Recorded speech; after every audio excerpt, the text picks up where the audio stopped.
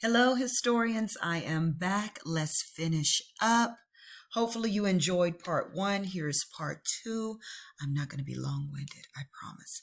All right, so the Ottoman Empire of the area known as Anatolia, aka Turkey. All right, so here we go. So the Ottoman Empire reached its peak of power during the era of 1450 to 1750. The empire stretched across North Africa into Southwest Asia and north into the modern Turkey, reaching almost to modern Austria. The Ottomans had defeated what was left of the Byzantine Empire when they took Constantinople in 1453 and renamed it Istanbul and continued westward into the Eastern Europe. Geographically and culturally, the Ottoman Empire was a link among Europe, Africa, and Asia, encompassing Christian, Jewish, and Muslim faiths.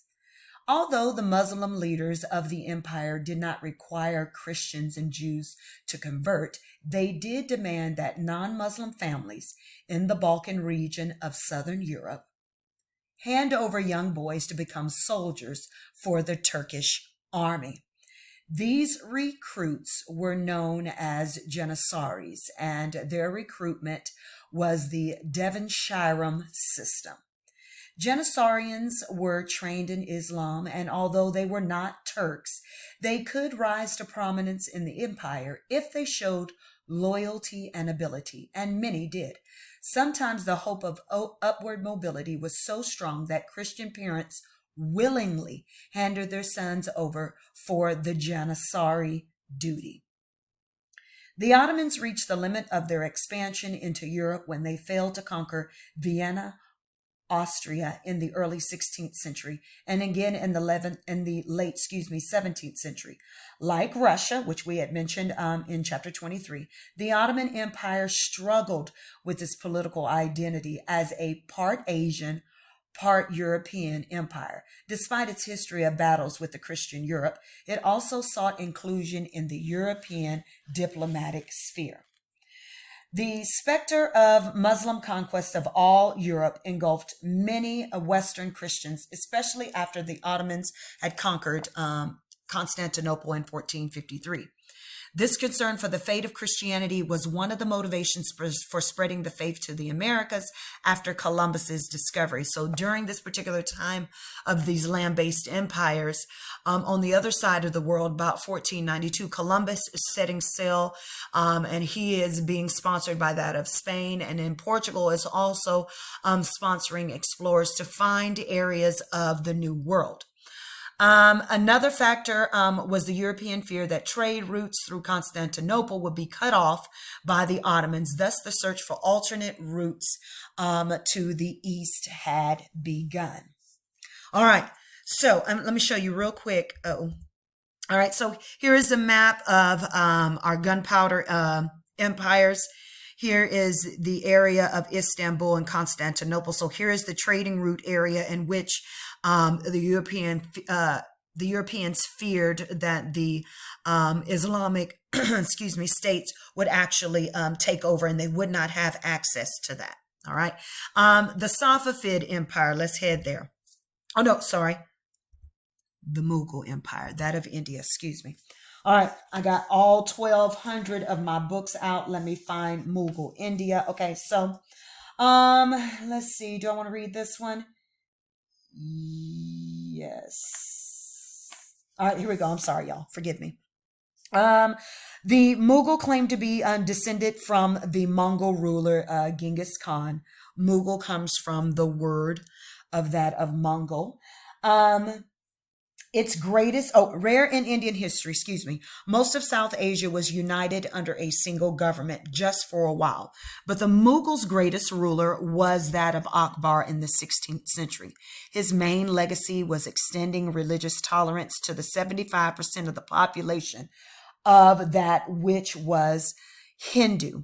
Like the Ottomans, the Mughals were Muslim rulers of an empire. Unlike the Ottomans, the Mughals' faith was in minority in their own empire. One of the world's most iconic buildings from Shah Jahan himself was the Taj Mahal, which was built by the Muslim in the heart of the Hindu territory. So here with the Mughal Empire, Akbar had to compete with that of the Hindu religious faith in order to maintain some sense of peace within the area. He did, on the other hand, Shah Jahan was able to create some of the monumental architectures that you guys had did some research over. And those were the Taj Mahal. And that was a building in which power could be shown in a mainly Hindu area, that which Islamic faith existed. All right. Let's see. Next, I'm sorry, the Safavid Empire, that of Persia. So the Safavid Empire in Persia, or modern day Iran, in the early 16th century sought to expand its borders by waging war with the Ottomans to the west and with the Mughals to the east.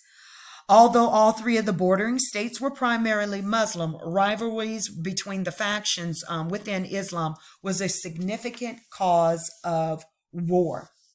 Every government uses people, money, symbols, and traditions to gain and maintain their power. So that is about it with the Safavid Empire.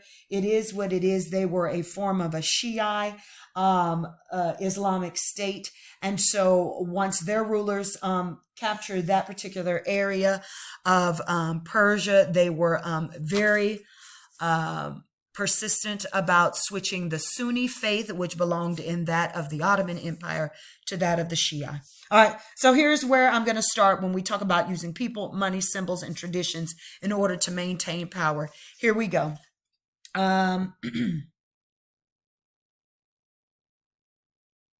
Using religion, art, and architecture to maintain power. Sorry, y'all. I started looking at something and forgot I was recording. Forgive me. Here we go. I'm going to back up a little bit so I can kind of tie in a couple of other empires that we have talked about that utilize religion, art, and architecture in order to maintain their power. The Mexica, the Aztec, practiced human sacrificing to appease the gods and their god king in power. European monarchs claimed the divine right to legitimize their power. This meant that the kings believed God was on their side. So if you opposed the king, you opposed God, which you did not do.